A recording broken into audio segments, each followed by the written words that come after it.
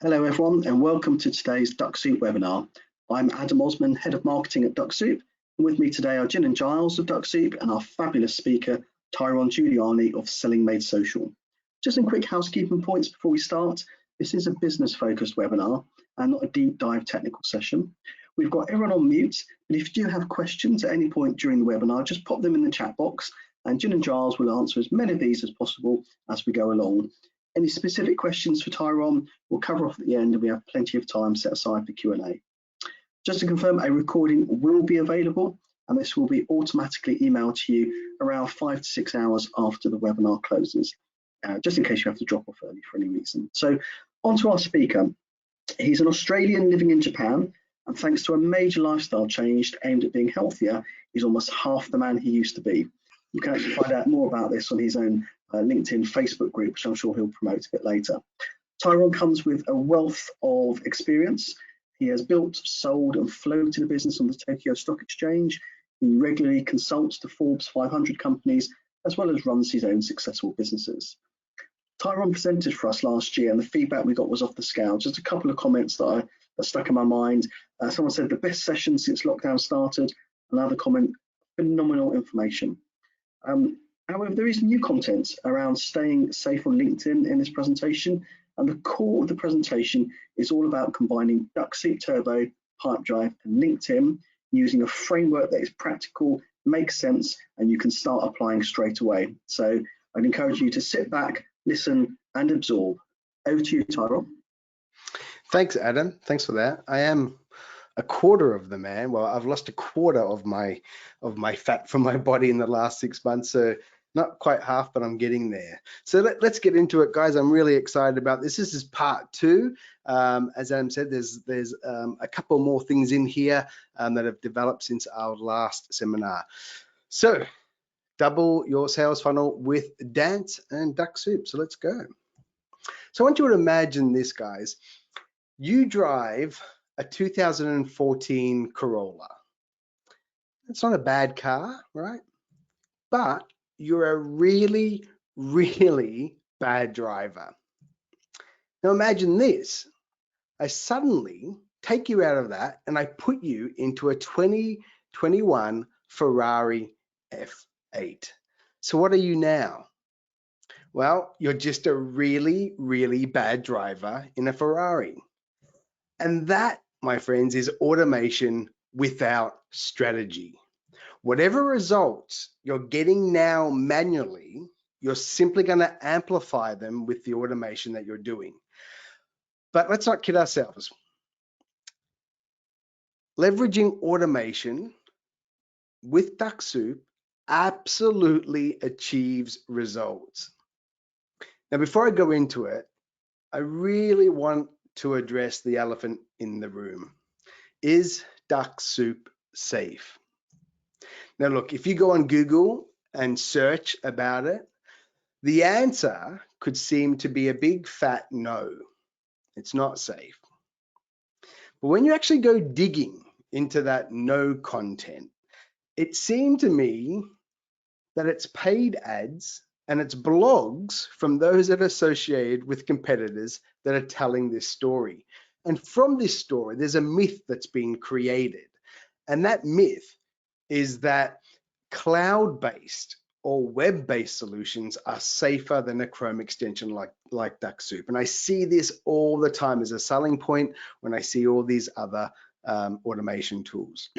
Now look, the reality is it's rarely ever the tool, but the craftsman's using it. And what I mean by that is if you abuse the use of a software, any software, you're gonna find yourself with an issue. People suspended via Dux-soup activity, what I found is that they've generally not followed best practices and they've ignored the guidance. Now, out of a few hundred high-end coaching clients that I've had, I've only had 2 that have found themselves suspended over the last 3 years. And the reality, it was their fault. It wasn't Dux-soup. Both had sent out thousands of requests at a time, and both had ignored the very warning that Dux-soup put in the software. They have this on the software, guys. It says daily limits. Warning, it's in red. It's in red. This is my tip. Follow the guidance and stay safe. It is not a case that it's an extension on Chrome or it's not web-based. That is just absolute a fallacy. I've seen it over and over again. So follow this. So Dux-soup is safe, and I've used it for years, and I've used it following the guidance, and have stayed out of LinkedIn jail. So how do we double our sales funnels? Well, look, we need to have a fundamental shift in the way that we see LinkedIn. And the way that we do it is by what I call mastering dance on LinkedIn. And then we amplify the results through combining dance with Dux-soup. So what does dance stand for? Well, it's made up by me, and it stands for this. D is direct outreach, A is authority building, N is nurturing, C is content, and E is engagement. Now, the key here is you have to find the balance with your dance for your market niche. Some are going to need more of the D, more of the A, more of the N, more of the C, or more of the E. You're going to find it for your niche. 2, optimize for the best balance of activity for your market and get the right message to the right people at the right time. So let's dance. We're going to go through it. And let's start with direct outreach. All right, so direct outreach. Direct outreach, this is going to get you into discussions faster than any other method on LinkedIn, faster than posting, making a video, whatever, reaching out to people. But there's a science to it. There's 2 elements. There's the connection note and the first message. And I want to go into this. And this is where Dux-soup can be very, very useful. I utilize it for my connection note. Now, just to talk about connection note stats, because again, I've seen advertising by LinkedIn coaches saying, don't send a note, don't send a note. Well, look, with a well-crafted profile, and we'll talk about this in this webinar, exactly what I mean, and it's not just putting some SEO keywords in, but with a well-crafted profile and a solid note, you can see 30 to 60% connection rates. Now, with no connection note and a solid profile, you'll still get 20 to 30%. So some of the gurus get it right, that if you just take off and don't have a connection note, you can still get pretty decent connection rates. But if you have a salesy or a spammy note, you're going to get less than 10%. And this is what I think they really mean, is that, hey, they wrote poor notes and it didn't convert. So they equated that to, hey, don't write a connection note. But these are the stats, and this has been tested over 140 different industries. So Dux-soup, it allows you to automate the connection node. Now, this is a significant time saver if you're looking at 50 to 100 connection requests a day. 50 to 100, depending on the size of your network, that's going to keep you safe. It's going to keep you out of LinkedIn jail, especially if you're getting that connection rate, and also that you're clearing out unaccepted connection notes when it gets past about 500 unaccepted. So by just using Dux-soup, you're literally saving about 30 to 60 minutes a day on just sending a connection note. Now, guys, you've got to think scale. That's 252 hours in a year, or 31 8-hour days sending requests. I mean, this is significant stuff. A lot of people just give it piecemeal, but it's really, Dux-soup for me and my firm and my clients, it is saving us over a month's work. Like, just imagine you're just writing connection notes. Now, here's a pro tip. The connection note, guys, has one function: to get you connected. Don't do this with your note. Do not try to prompt them to do anything else but connect. Don't sell. Don't mention some free value that you're going to give them. Don't pitch. Don't put numbers in it. That reduces connection acceptance rates. Now, after your connection, what I'm looking to do is to get into a real conversation.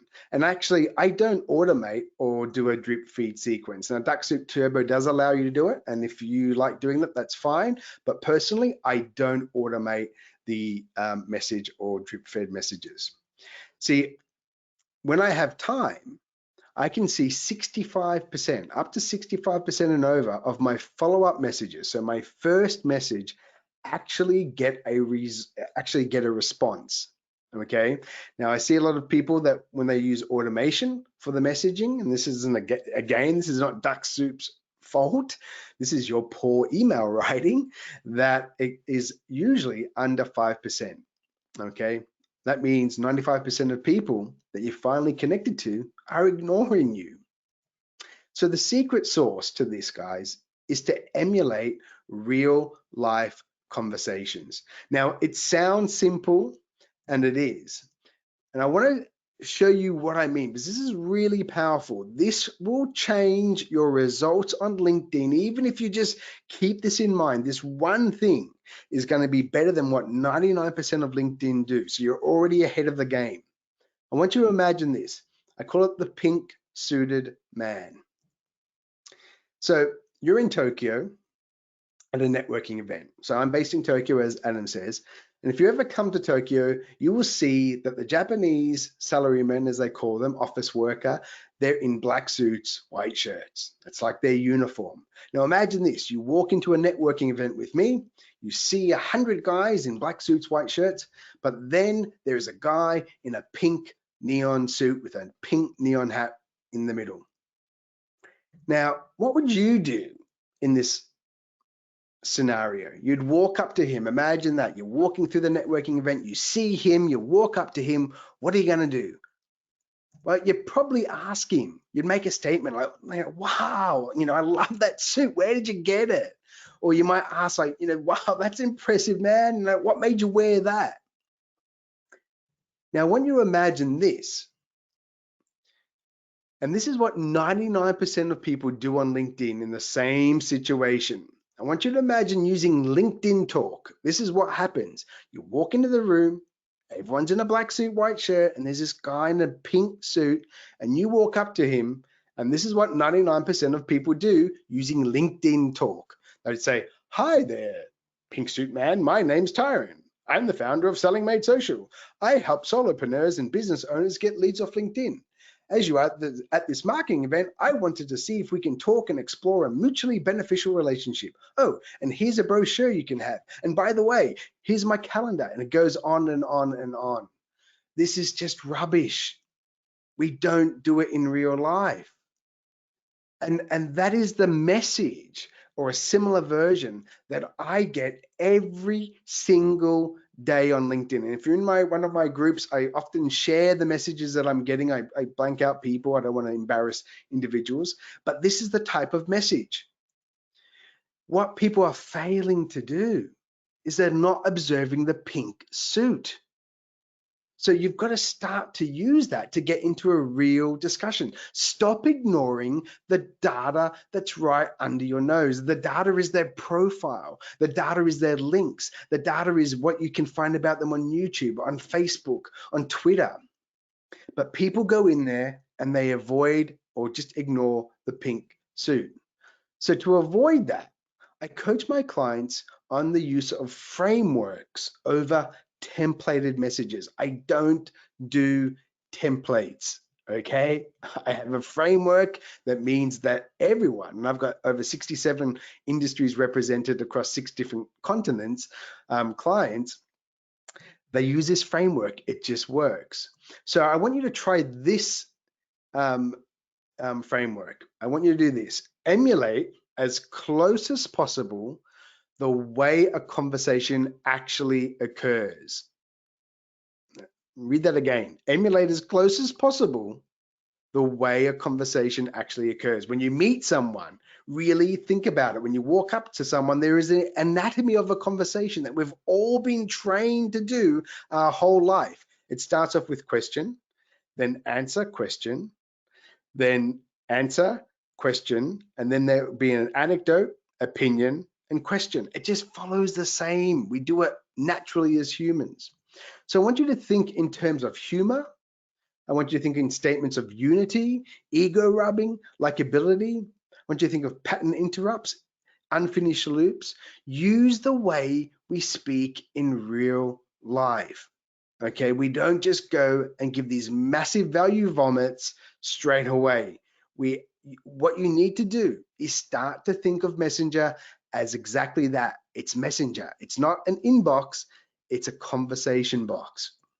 So the framework that you should follow, but it's not limited to this. One, you want to establish rapport. And we do that, as I said, by finding the pink suit. And we want to ask a question about the pink suit, because that's what we do when we meet someone. We ask them a question about what we observe. Then we want to go into the discovery of the problem. We then want to determine their fit for you. Do they fit you? Is this someone that you could actually work with as a client? Have they just solved the problem just recently? Then you want to reveal a solution to their problem. You want to show that, oh, wow, yeah, I know how to fix that. And you want to create an opportunity for them to ask you about the solution. All right. So I never say to them, I have this, do you want it? The whole framework is designed so it gets them to say, oh, you solved that? Well, could you do it for me? Or how'd you do it? I'm creating opportunities, right? Just how we do it in a conversation. And then I want to initiate a transition off of LinkedIn. Now, remember, your goal is to have real discussions. Now, here's a pro tip regarding a great filter to use.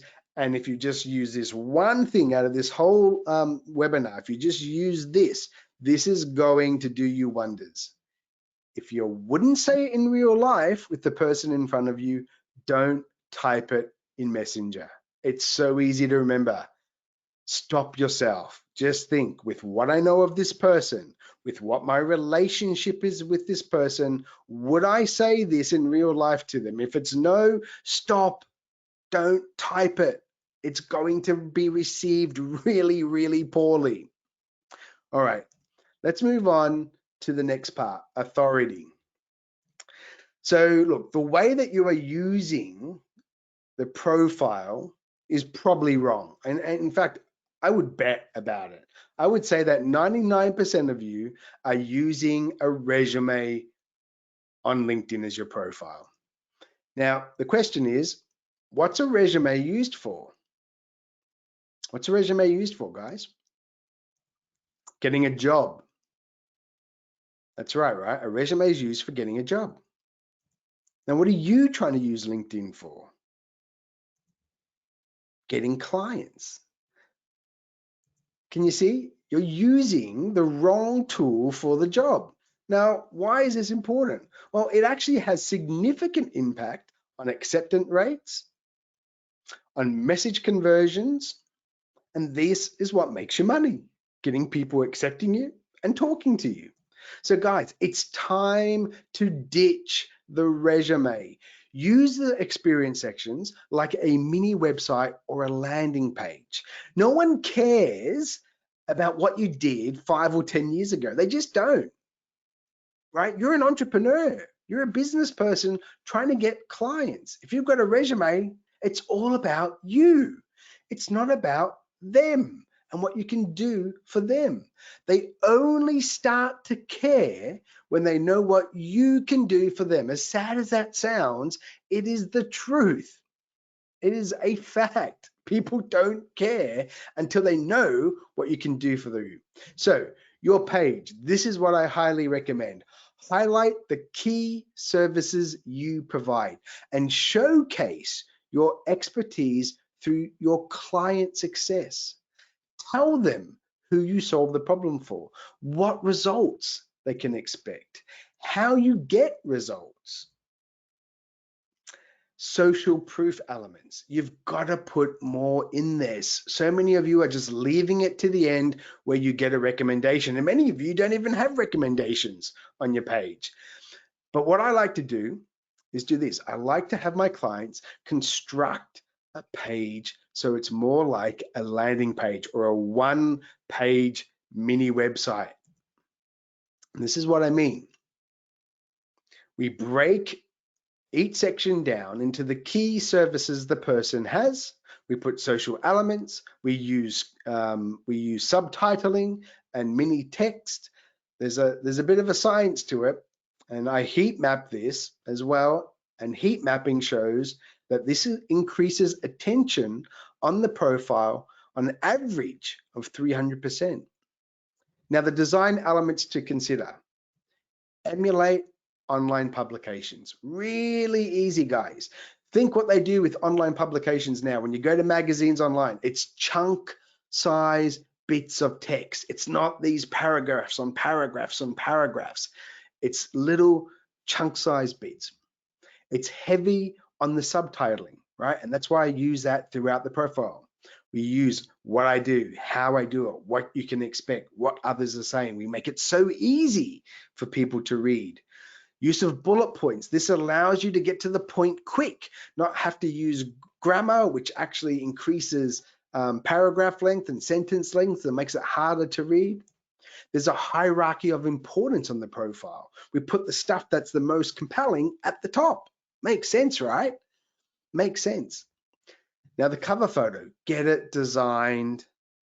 It adds kind of instant credibility. Don't do a chop shop job by yourself in Canva. It's just obvious. You want it designed. Like these have impact, right? Some I find that if you put people's faces, if you put humans, people love human faces, right? And that's what draws attention. Or and I heat map all of these. So when I bring in a client, I use AI software that actually does a heat mapping. What it means is it will scan the image and determine where the human eye is going to look and where the attention is going to be gained. All of these show very high attention on exactly the places we want people to see. The other tip, guys, get a semi-pro or a professional photo. If you don't know photofeeler.com, I highly recommend it. What you can do is you can get a photo, and it's like Hot or Not back in the day, where you can upload a photo for business and people will vote. They will give you a score on, do you look competent, likable, and influential? Now, if you've got two photos you're kind of umming and erring about, go in there. It's like $40 or something to do a couple of, to get like 40 or 50 votes on each photo, and you will find one of them may actually have significant difference of these numbers, of the scores. So we always talk about A/B testing in campaigns and when we do marketing, but for some reason we don't A/B test our photo. And that the photo, when you do heat mapping of a LinkedIn profile, the photo is one of the most attention-seeking spots on a profile. And people put anything up there. I like to use a bit of science. And I can't wait till I take a new photo with my weight loss and have a new photo done. But I'm going to do this. I'm going to put it in photofeeler.com and I'm going to get data. And I'm going to put the one that wins, because sometimes we think of a photo, oh, I love this one, I look really good in it, but it actually is horrible. It actually gets really low on competency, likability, and influential. So try that, photofeeler.com. And as I said, that's the A/B testing, photofeeler.com. Now, a pro tip: the experience sections do most of the lifting for the profile. So use at least 5 experience sections to talk about the offer you have now. If you look at a person's profile, you will see the first 5 experience sections before you have to hit the see more, okay? So the first 5 experience sections that you get to create make it all about your now offer, not the things you did in the past, should be all about now. So use the sections. It's like a page of a website.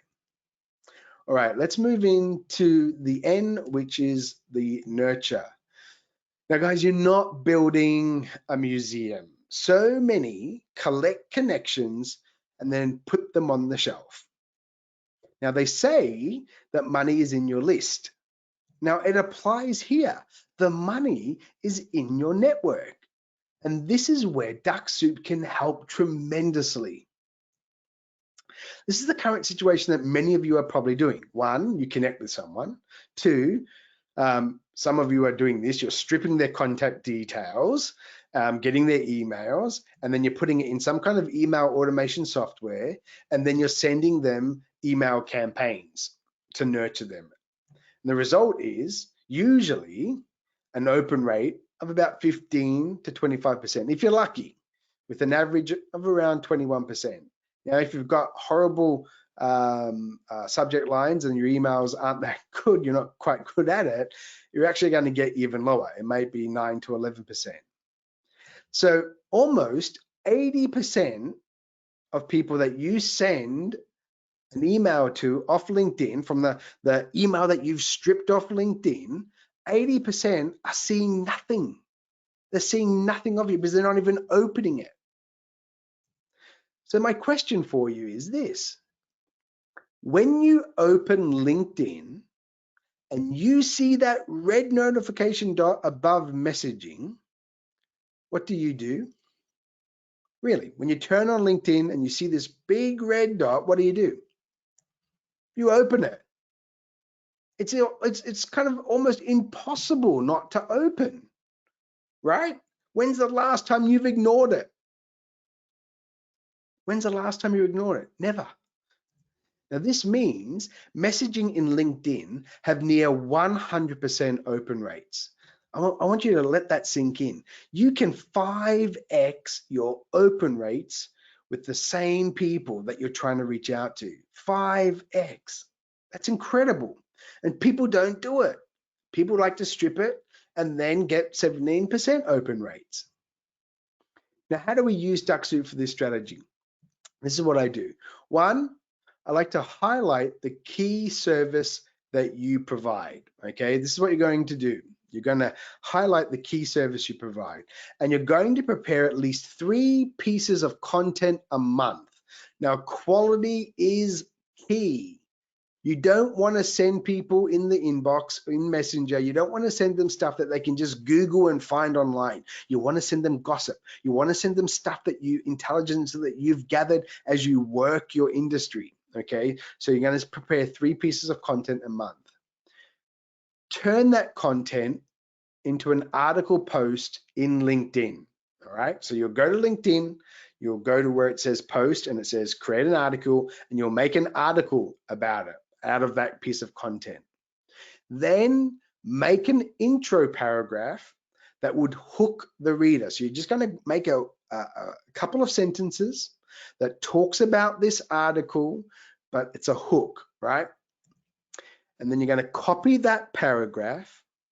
You're then going to go to your article and you're going to share. You're going to share the link, right? It says share in the post or copy of the link. You're going to take that. You're then going to go to Dux-soup. You're going to open up Dux-soup and you're going to insert your message for first connections. Nice and easy, right? So you're going to pull up a list of, maybe you've got 100 people that are first connections. You're going to make the article. You're going to make an intro paragraph. You're going to then go to Dux-soup. You're going to open it up and you're going to put the message in with the link to your article. Then you're just going to hit visit. That's it.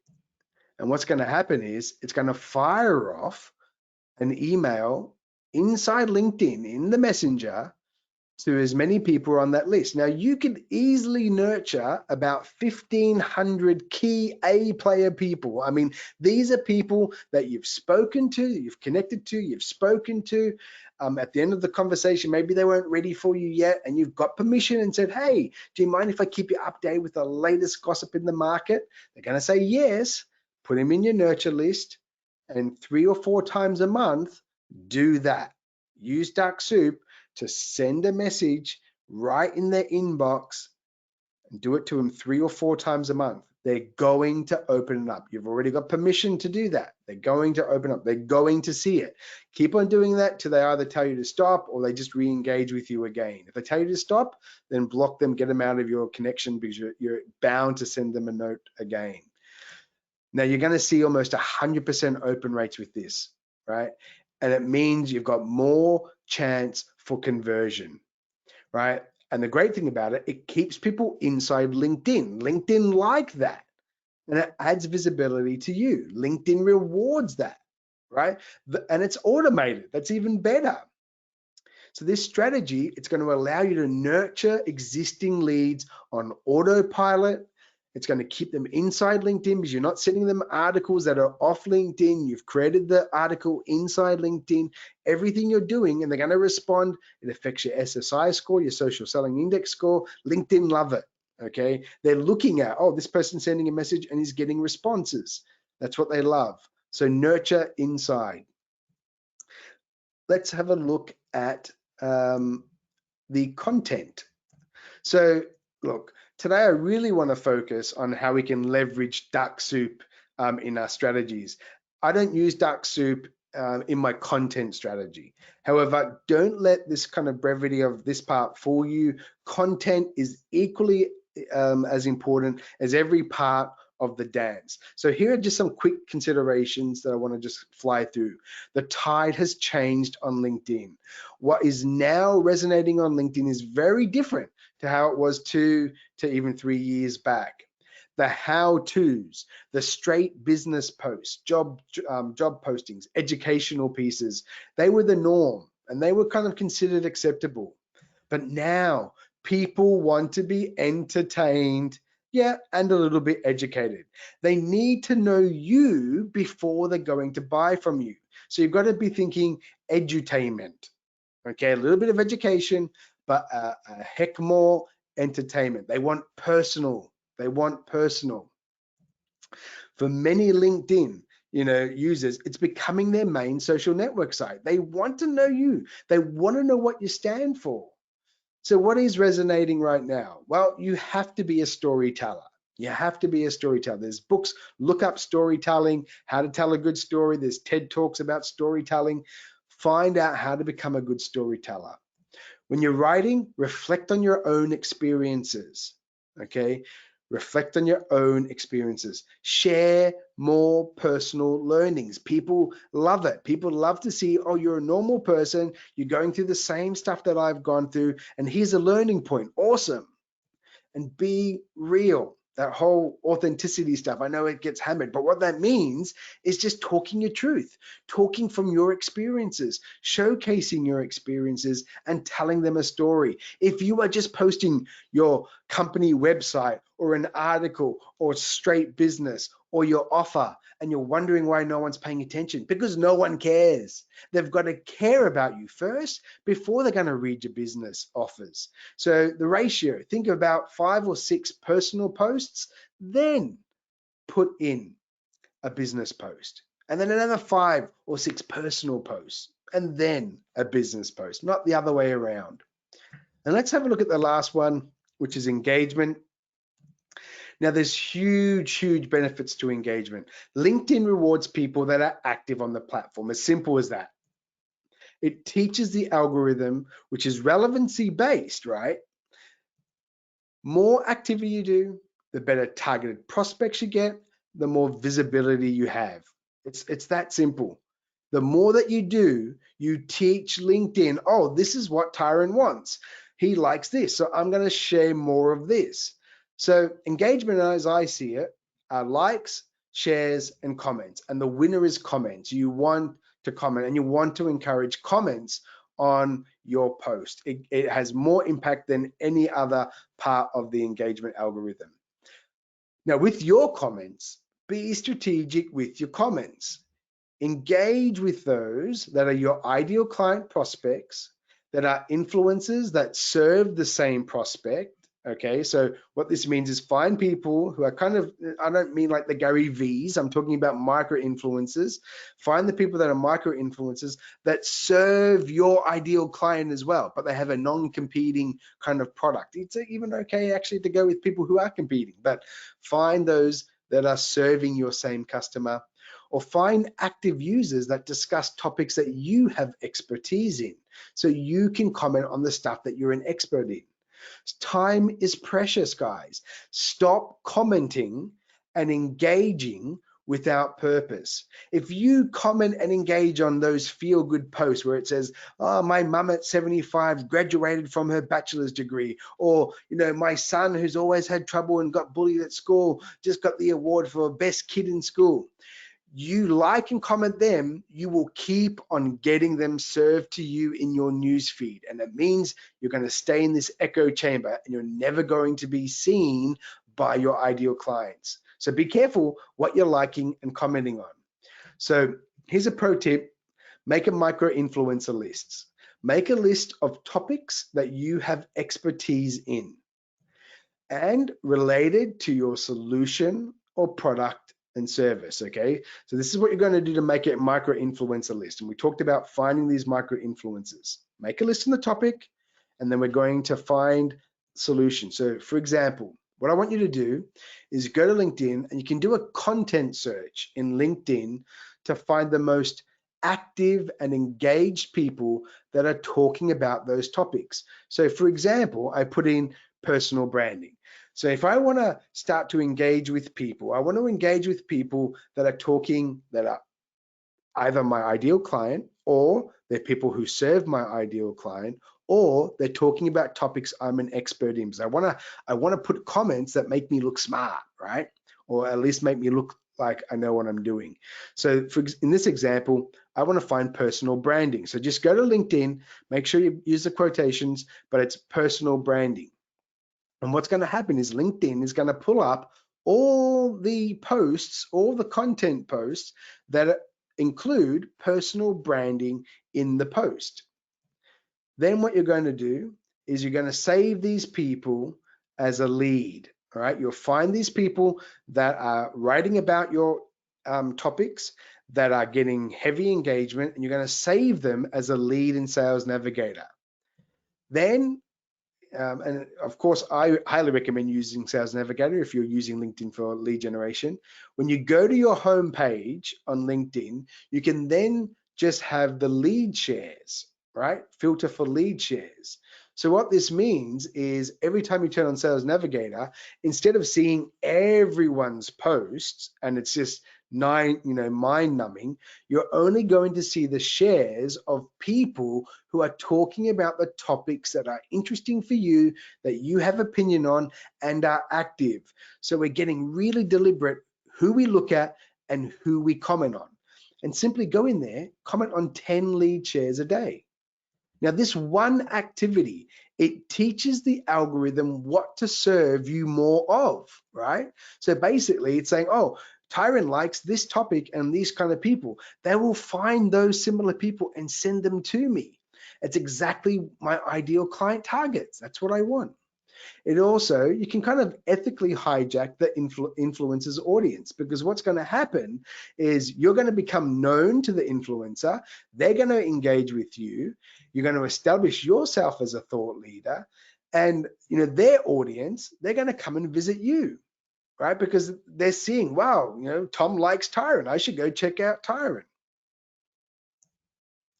Another thing you can do is find the active and interested people on LinkedIn. This is a really good tool that Dux-soup have. Now, I'm all about time management. I want to go after people that are active, right? So all your activity has to have some kind of ROI. Now, Dux-soup allows you to engage and connect with the most active and interested people on LinkedIn. Interested, what I mean by that are those that are engaging on content you are an expert in. So here's a strategy that you can find and engage with the most active and interested people on LinkedIn. As you build your network with the right people, you should monitor your homepage feed. So in LinkedIn.com, this is not Sales Navigator, this is LinkedIn.com. As you start to build, you're going to find these people that are doing great posts and everyone's interested. And what you should do is find posts that are on topics that you have an opinion on and you have expertise, and you check out the likes that these people, right? So look at the likes. The people that are liking that post, right? They're liking it because they're interested in it and it's a topic you're an expert in. So what you can do is you can select the likes and then you can use Dux-soup to send a connection to them. So really easy. On that post before, it had 85 engagements, right? So I go to that post likes, I bring the reactions up and it says 85. I then open up Dux-soup. And now I can send a message, a connection note to everyone on that that's liked it, or they've liked it, loved it, given it a clap. So how's that? Find topics, find topics and people that are writing awesome stuff that you're an expert in as well. Find how many are getting liked, find the most active people, and then send a connection request to them. Mention in the connection request, hey, I noticed you liked Paul's article. I love that as well. What a great piece. This will give you massively high acceptance rates. It just does. It works all the time. And remember, these are literally the most active people on LinkedIn, and they're liking content that you have expertise in. It's just so powerful, and it's a great little feature of Dux-soup. Here's another method, I call it the boomerang. Now this is one of the easiest uses of Dux-soup. The basic strategy, this has led to a lot of business for me and my clients. And essentially, what we will do is we'll go into the market and we're going to view prospect profiles with the hope of a view back and then a percentage sending us a connection request. So here's how to do that. Say you've been working on LinkedIn for your day. At the end of the session that you've been working on, if you haven't viewed many profiles, say less than 200 or so, run a boomerang. So all you do is you bring up a search list and you run a search or a prospects and you sort by active. So sort by the most active players. And then you have Dux-soup simply visit on autopilot. Okay, so remember, this is the end of the day where you've done all your activity and you think, okay, I only visited 200 people today. You could probably visit another 200 and not get in too much trouble. Just do a search for the people you're interested in and just visit their profile. That's it. It's so easy. But here's how. Now, with a strong profile and targeted visits, you could see 1 to 3% looking back at you. And you will get connection requests. And this can lead to business deals. Now, the tip here, don't underestimate time and volume. In a year, you could visit some 36,000 profiles. How's that? Like just at the end of each day, just run Dux-soup just to go visit, nice and slow, just visit them overnight, 150, 200 people. That is going to be 36,000 people in a year. And that could lead anywhere from 360 to 1,000 odd inbound connections coming to you because you've looked at them, they've looked back at you, they've seen your profile and think, oh man, this person's interesting, wow. And that means you're probably gonna, once you connect, you could probably get into about 150 to 400 conversations with inbound targeted prospects. Now, if 1 in 30 converted, that's 5 to 13 deals. And if you've got a 5,000K offer, that's 25K to 65K in revenue. That's some nice freebies. That's free. And that's just by using an automation tool, just sending not even connection requests, views. Just that one little activity. Over time, it pays off. Now, I want to talk about deal management. This is a big one, and I love that Dux-soup now has this integration. After you do all your prospecting, you need to manage your deals. And the ideal solution now is Dux-soup Turbo and Pipedrive. They've got an easy integration between the two. And this is how it works in a nutshell. Basically, you can search and target ideal clients in LinkedIn. You can then visit them and send connection requests with Dux-soup Turbo. Now, everyone that I visited and sent a request to, it gets passed or sucked into my Pipedrive account, right? So as soon as a prospect accepts my connection request on LinkedIn and becomes a first degree, they automatically get moved to a deal pipeline. So Pipedrive is the software, but it's all done automatically. I find someone, I send a connection request. As soon as they get accepted, boom, they're into my deal. So I never miss a prospect that I should follow up on. And the great thing about it, you can visually manage the deal flow. And it operates with Pipedrive and LinkedIn open at the same time. And it looks like this. I had to blur out because this is a live one. Basically, you'll see when you open up Pipedrive, you can have your sales Pipedrive, like pipeline, connected, messaged, responded, meeting, proposal, lost, won, and nurture A players. This is all automatic, right? So as soon as I send a connection request, as soon as they get sucked into Pipedrive, as soon as that person gets accepted, boom, it goes to my connected deal stage. And then as soon as I turn on LinkedIn the next day, I'm like, oh, 5 people connected. These are the people I've got to message. As soon as I message, I slide them across. It's so awesome. So some highlights of the Pipedrive.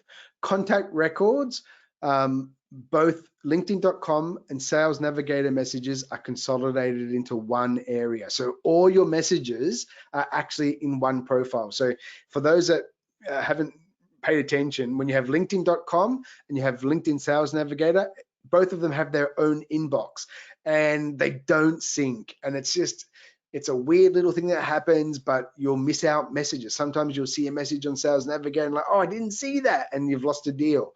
But on Pipedrive, it pulls the message boxes from both and puts them into one, which is really cool. So when someone messages you on LinkedIn, your Pipedrive records and creates an activity and notification. So you can be on Pipedrive and you'll get a notification say, oh, you've got a message. So it's just about, you're just managing your you're managing your deals like never before.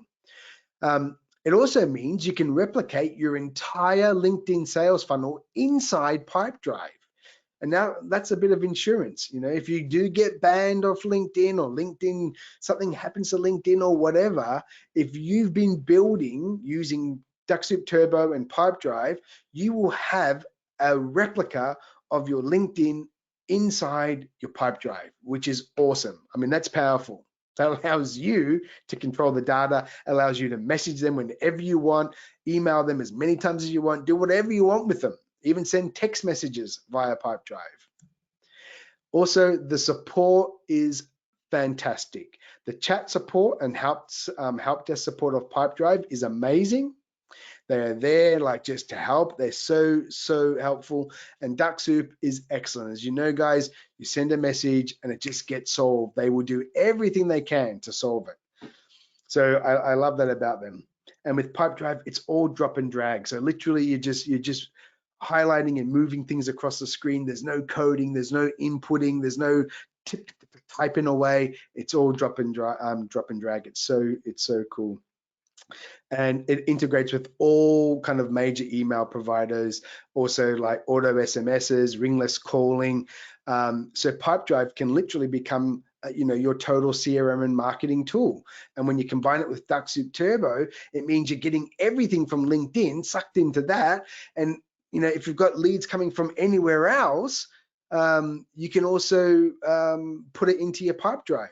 So you have your LinkedIn Pipedrive, maybe you've got paid leads, maybe you've got an ad running. You can have it all funnel into the one CRM, which is really, really cool. So I love it. So highly recommend if you start doing prospecting and getting overwhelmed, you need to put a CRM, not just use the save leads, lead lists inside Sales Navigator. Get Dux-soup Turbo, it's like 49 bucks or something. Get the Pipedrive, that's only like 21 bucks, and you've got a really powerful automated CRM tool. It's awesome. So guys, that is the dance for today. And just to remind you, direct outreach, authority building, nurturing, content, and engagement.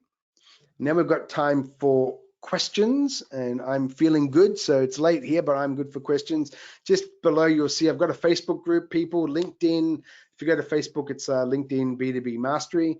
I've got a Telegram group, so those that love to just do voice messages or always on their phone, feel free to join my Telegram group.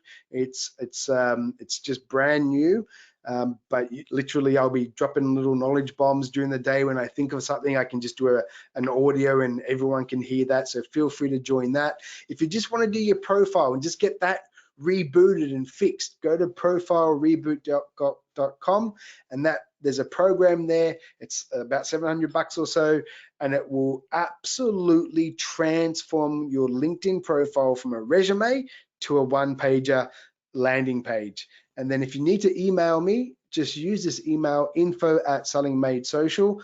I do have a coaching program. It is a high ticket program where I work with people for a couple of months, 2 to 3 months, and we build a LinkedIn sales funnel following the dance. So if you're in the B2B space and you're sick and tired of not getting leads, not building your authority, and you like my approach, then I have a coaching program. It's a private program, invite only.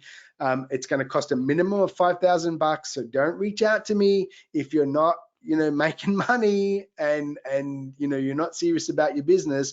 But generally, one client off LinkedIn generally pays for it if you're in the B2B space. So if you're interested to have me personally coach you, I don't like palm you off to some account manager. You work with me. There is some group element, some one-on-one element, some done for you, done with you elements. I've been using this for several years now and have phenomenal results with my clients. If you're interested, email me, info@sellingmadesocial, subject line coaching, and just tell me who you serve, what your product is, and put your LinkedIn URL so I can have a look at you. And I can quickly tell you, if you're not a match for me, I'm going to tell you, I don't offer people, I don't bring people into my coaching unless I can help them put in a LinkedIn sales funnel. Okay. And we'll use the dance as the format. So that's how you can find more information. As I said, if you've got a mobile phone, get the Telegram. It's like WhatsApp. I love it. But let's head into questions. So if there's questions on anything about the dance and about some of the tactics, I'm happy to answer. Thank you so much for the beautiful webinar. Everyone is very happy. A lot of comments, positive comments. So thank you. And the first question would be about dance. So would you be able to explain the meaning of a dance again? Some users missed it at the beginning. Right. So, okay. So, the whole fundamental approach is when you look at LinkedIn, the reason why people are highly successful is because they do a number of activities. It's not just one activity. Some people, you'll see these guys that are content creators or video creators, all they do is put out videos all the time and put out content. They talk about, wow, LinkedIn's awesome, I've got content. The reality is many of those people don't get clients. I had 3 content creators who all came to me with the same thing, saying, well, I'm getting all these likes and comments and likes and comments, but no one's converting. Because what I found, it was the lurkers, not the likers, that are buying. So the dance, what it does is it looks at the key elements that you need to do to get a total funnel working. So it's not just posting stuff or sending messages. It's a combination of 1, doing the direct outreach, 2, having a profile that looks like a landing page that talks to your client, that pre-answers any myths, that showcases what you do. It's then doing the nurturing, the content, and the engagement. And what I do with my clients is we put a workflow process together. So then every time you turn on LinkedIn, you know exactly what you're going to do, when you're going to do it, how you're going to do it. So there's never a time when you turn on LinkedIn and think, oh, what am I doing next? You follow the dance. Now, it might mean over a week, Monday, Wednesday, Fridays, you do the D-A and N. And then Tuesdays and Thursdays are the C and the E. But the key is For you to have a truly successful funnel and maximize it, you've got to be doing all parts of the dance. And if you don't, you dramatically reduce the results. You know, it just works that way. So that's what dance means. Think of it as a sales process. Hope that answers the question. Thank you. Another question. So if you're trying to model a conversation in LinkedIn Messenger, do you try to formulate the first message as that conversation, or is the first message the pink suit question and hope to engage? So what I want to do is I want to be a pattern interrupter in their inbox, right? So the first thing I'm doing is I'm getting their attention. And there's ways to do it with imagery and things like that. I'm finding the pink suit to talk about. Now, I want to kind of keep it as close to business related as possible. I don't want to go too wild. The further away you ask a question about, you know, the further away from business, the harder it is to transition into a business discussion. So I'm looking on YouTube for a video of them. I'm looking for them on, you know, if they've been on a TV appearance. I'm looking at their blogs. I'm looking at, there's a whole host of different things I work with my clients, you know, about 10, 12 different things that you can look for. And then using imagery, I'm in their inbox, getting their attention about them, throwing it back at them, and then I'm asking them an irresistible question.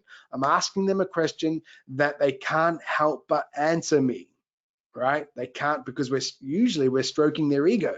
And people, when they post stuff, people are posting stuff because they want to be recognized for it. They're not posting stuff for you to ignore it, right? They're posting stuff because they want a reaction. So I'm giving them that reaction. That's why I use the pink suit. The guy's wearing a pink suit because he wants you to comment on it. The guy just posted on LinkedIn a video of him talking on CNN. He wants you to talk about it. He wants to show you. So I'm finding the pink suit. I'm asking them a question about that. That's irresistible, because this is the fact, guys. The reason why 99% of deals don't occur and fail on LinkedIn is because conversations never, ever start. Because you start with rubbish, you start with value vomit, saying, I'm this, I'm that, I do this, I want your time, I want you to look at this. Where I think it's not about me, it's about them. My outreach, my first outreach is about them. It has emotion attached to it, and it's not about saving time and saving money, right? And I'm starting with that. Then when I start that conversation, I'm using a transition method that actually brings and highlights a key problem that we know they're likely to have. We use some social proof. There's a whole framework to it. But once you have it, it's rinse and repeat. I know exactly where I'm leading. Every conversation I start with someone follows the same methodology, and they lead it through, and they just feel they're having a good discussion because it feels natural. See, this is the thing, guys.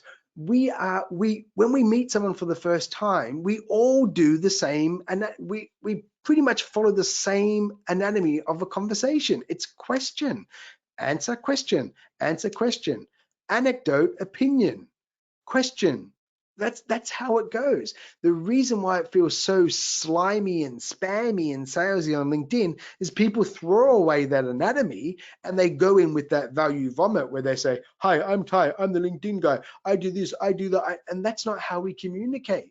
You've got to start seeing LinkedIn Messenger as that. It's a real-time messenger. It is not an inbox where it's, you know, direct email where you're using one-way communication and your messaging is very much one way. I offer this. Do you have this problem? If you do have this problem, here's a schedule. I mean, don't. It's horrible. Emulate real life. Start off casual. You will find no matter what level the person is, they will match your tonality, which is great because you start off as a friend, talking like a friend talks to a friend. Don't be afraid to be casual. You will find that people will respond in likewise. Now, if they don't, if they're all uppity, thank you very much. Block out of my, cold black dead heart. Move on. Move on to the next person. It's a social network site. If they're so uppity about it, and imagine them as a client. Imagine if they can't even take a message and actually get into a conversation with you in a social network site. See you later. They're out of my world. They're gone. Hope that answers the question. Thank you. With regards to posts, so a user is asking, is it okay to post something funny, not job related, once in a while?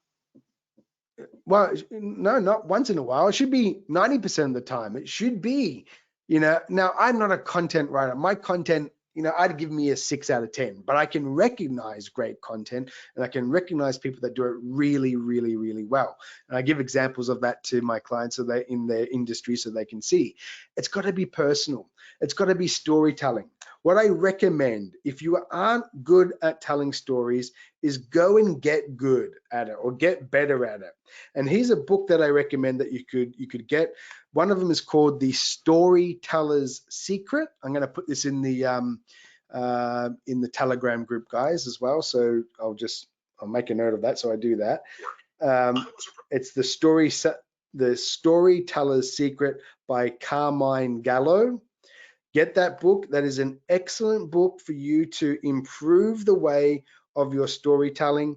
Also, another book called Building a Story Brand by Donald Miller.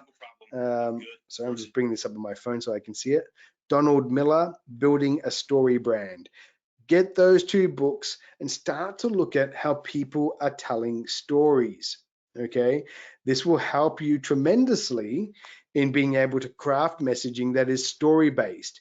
Because as I said, if you're just putting job posts or business posts or sharing articles or constantly talking about your offer and people don't know you yet, they're never going to take action. They just don't care. They don't care. So the more that you bring up personal stuff, share stories, use emotion, and humor is an emotion, right? So use emotion in your stories, use vulnerability posts. It will absolutely change the way people are engaging. I use shield.io for analytics of content. It's never is it my business tips or my ideas on LinkedIn that get the most views and engagement. It is always my personal stories. And I start the story at the height of the drama. Start with because people see the first 3 sentences of a post without hitting the see more. So you've just got to think each sentence should get people to want to read the next sentence, and the second sentence makes them read the third sentence, and the fourth sentence makes them hit, they have to hit the see more. So start with the height, the drama of the story, and then use the rest of the characters to tell the story, and then tie it to some learning, some kind of learning from that. That's what people want to know. They want to know what you learned from it. So yes, use humor. If that's your stick, then use humor. If you're good, if you are humorous, and people have told you that, not just your mum, but other people, use that in your storytelling and use more of that. Do 5 of them and then 1 business post. It will be fine because it will attract the type of a client that then when you have them, you can be normal, you can be natural, you don't have to be fake. Like I put stuff up there and I talk about stuff and I make videos about stuff. That's me.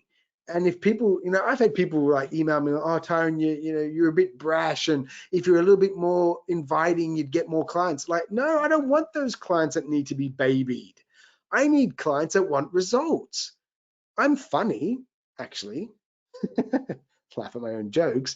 And when I'm coaching with people, my clients love me. I'm just going to say it. They love me.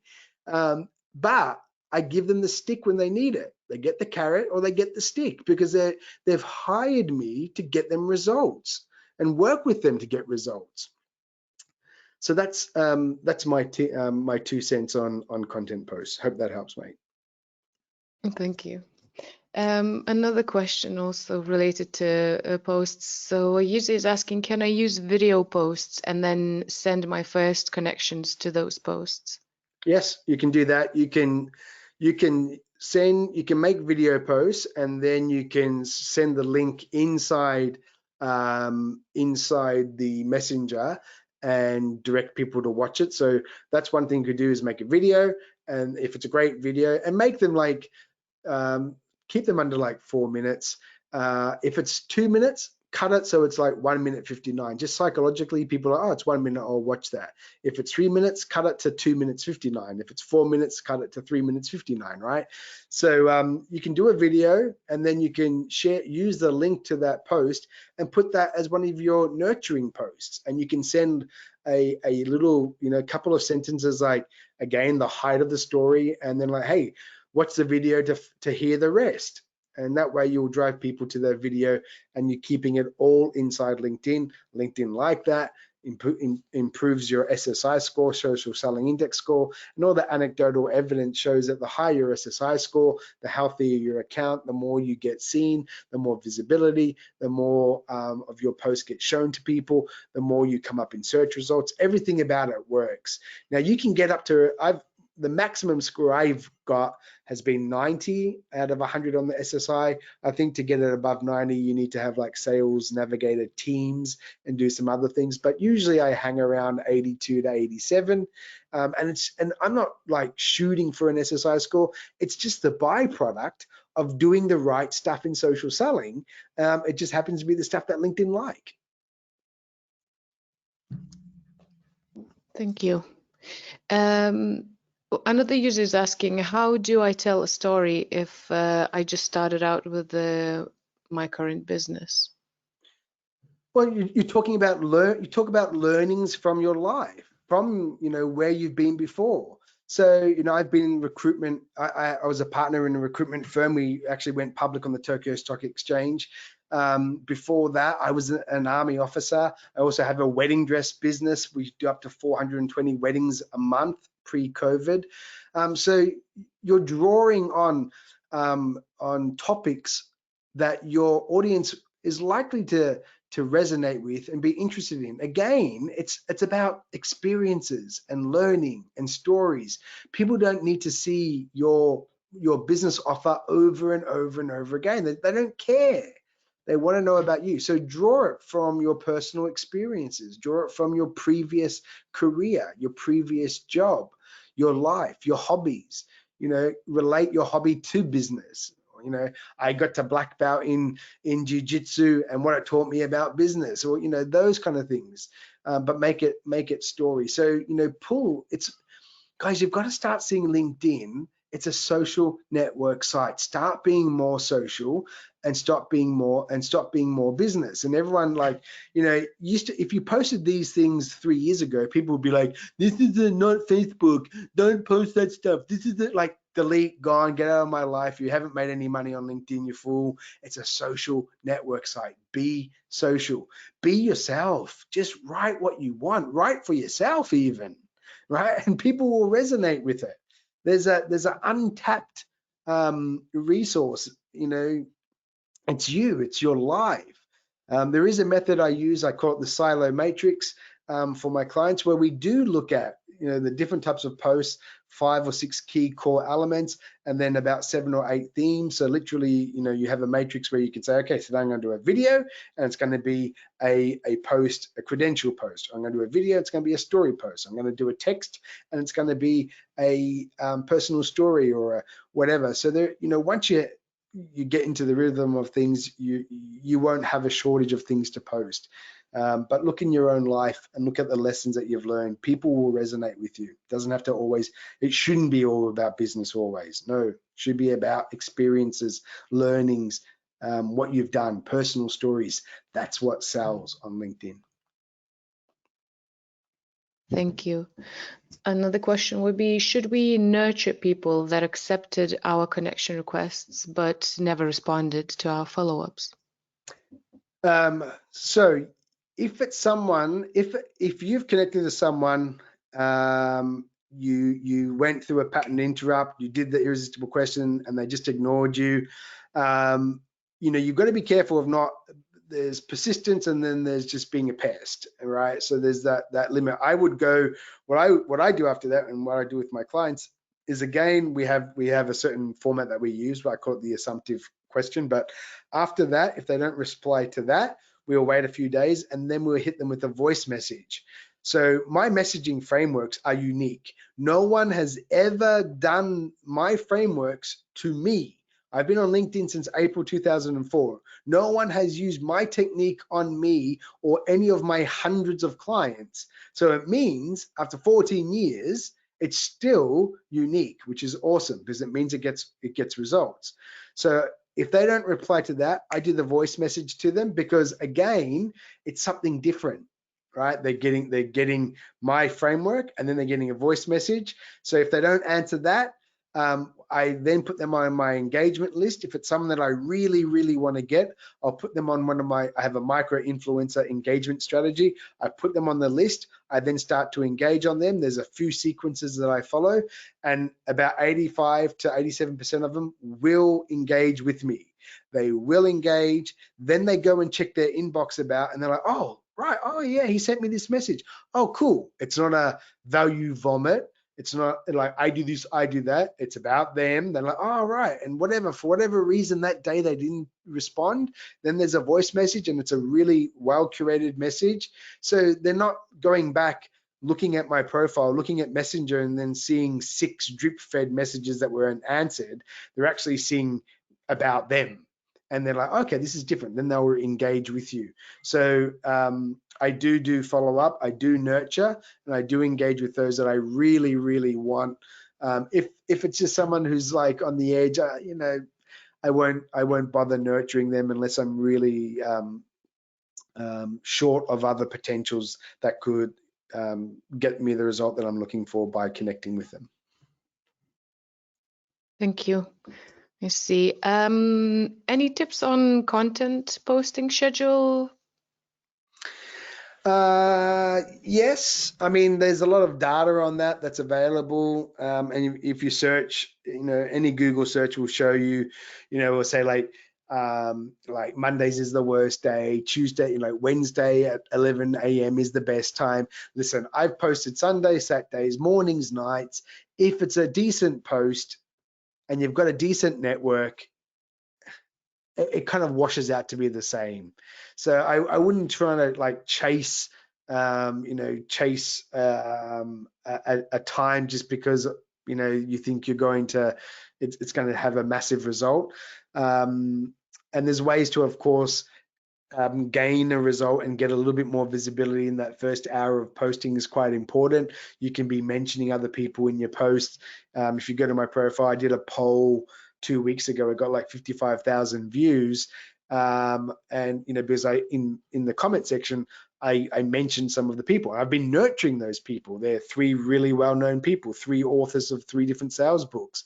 And then I mentioned them in the comments and asked for their opinion, and that drove the post. And that was at some weird time because I'm here in Tokyo. I've got clients in 6 continents, all different time zones. So I can never win. I can never win.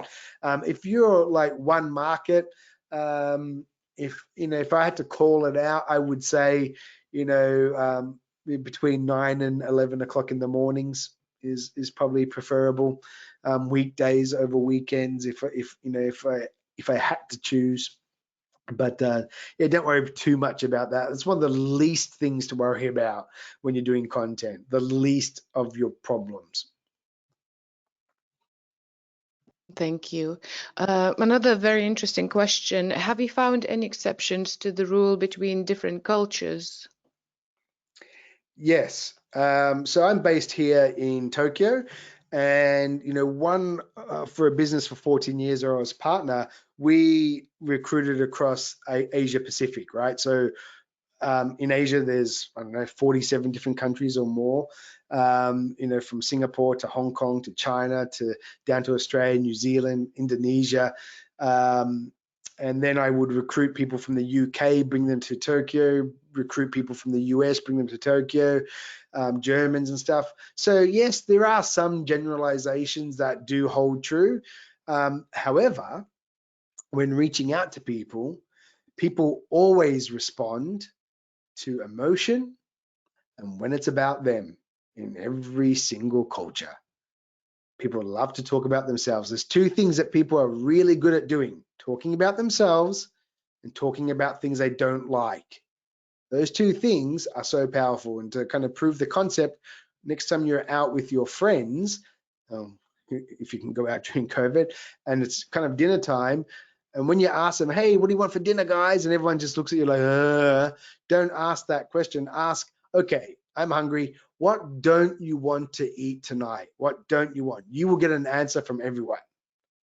People are really good at talking about what they don't like and about themselves. So on messaging, make it about them, include some emotion, don't talk about time and money savings. And that across all cultures that works. Thank you very much. And last question, is it okay to use our logo for our photo instead of a headshot? No, don't put a logo, man. Who's that person? Do not ever do that. Ever. You have just wasted. If you join my Facebook group or join my Telegram, I'm going to be showing examples of heat mapping. The face is a massive attention spot on LinkedIn, and if you take your photo off and put a logo, you are going to reduce your acceptance rates. You're going to be it's against the terms of service of LinkedIn as well. It is literally wasting a massive chance to convert. So don't do it. Thank you very much. That's it from me, and over to you, Adam. Listen, Tyrone, thank you very much for presenting today. I'm conscious it's well past 2 a.m. local time for you, so a huge thank you for sharing these insights at such a late hour. I really love this presentation. I think the feedback we've had from the attendees really echoes that point. There's so many nuggets of tips and advice, gems of information in here that it really is worth going back and watching again and possibly again. But just to remind everyone, in about 5 or 6 hours, the webinar recording will be automatically emailed out to everyone. I really liked the fact that your central message is all around, you know, a fundamental shift in how we use LinkedIn, getting your LinkedIn strategy right, and then amplifying the results using Dux-soup Turbo, Pipedrive, and LinkedIn using your dance approach. Some of my favorite tips I think you covered off today. I think one of the ones that always stands out for me is switch up your profile from being a resume to a website or a landing page and watch your engagement and attention levels skyrocket. I loved what you said about be really focused on what you want to achieve with that connection message. Don't try and achieve 2-3 different things. Using A/B testing for your profile photo. I actually went and did this after your last webinar, and it showed that my photo that I was using on LinkedIn actually could be improved quite significantly. I loved also what you were saying about connect with purpose, you know, but also don't collect connections and just leave them. Use Dux-soup to nurture these contacts. So we know that past attendees have gone back and watched your webinars again and again. Make sure that they're using all of the different parts of what I consider to be the best practice LinkedIn outreach that I've heard.